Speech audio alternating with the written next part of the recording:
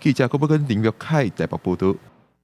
卫生部去年底有预告槟榔健康危害防治法的草案，规定袂使卖槟榔予18岁以下甲有身的负人人，卖槟榔都要有营业登记。有喙空硬的朋友甲民团今日出面开记者会，希望会当赶紧立法，嘛建议另外个补助，辅导槟榔业者来转型。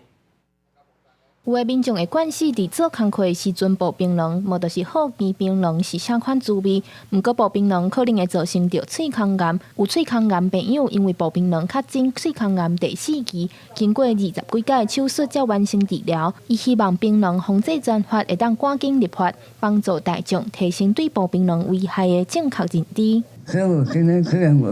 口齿不方便讲话，可是我也是很勇敢的干出来。 不希望说盖了。卫福部伫113年年底预告槟榔健康危害防治法的草案，目前正咧收集各界意见，到2月17，拜是台湾槟榔防治暨喙空癌防治联盟甲齿科医生提出对草案的建议，希望政府会使增加教育宣导，提供防治经费。如果没有经费的来源的话，不管是教育宣导、筛检、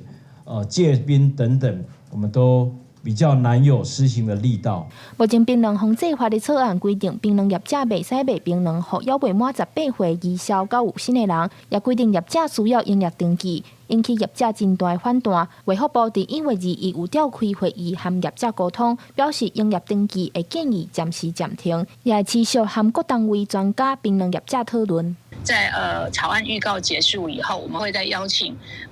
各方面的专家学者还有业者一起来讨论一个可行大家都可以接受的方式。 因为设立专法可能会影响业者生计，原本各地区槟榔工会按算要联合起来，伫2月70上8定前抗议。伫和卫福部沟通了后，已经取消。也若台湾槟榔防治联盟表示，政府有甲产业的转型放入去专法是值得肯定的，也希望政府专法预告期2月17过了后，爱持续收集各界的意见，也建议立专法了后，爱变经费辅导业者转型，也爱对源头做好教育宣导。记者张家嘅谢桂玲台北报道。